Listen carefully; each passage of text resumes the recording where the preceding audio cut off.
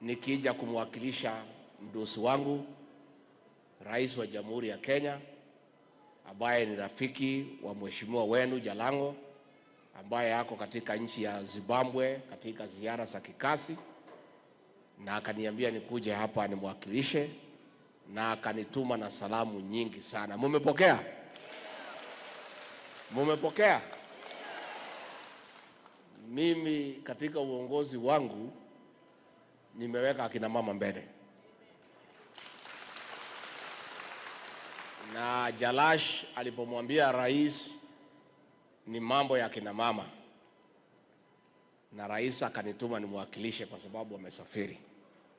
Niliposikia ni mambo ya akina mama, karibu nilale na viatu, nikiuliza asubuhi itafika saa ngapi.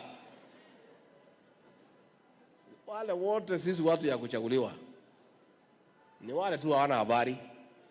Wale wako na habari kamili, washa mkutasari habari kani.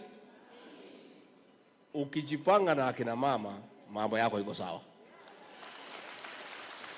sababu uzuri ya akina mama hawataki ukora, hawana uongo.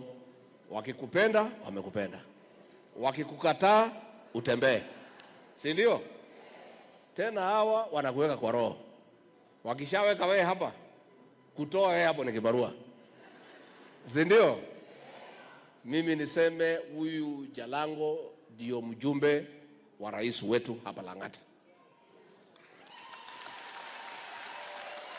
Makao ya rais wetu ya kibinafsi iko katika Lang'ata.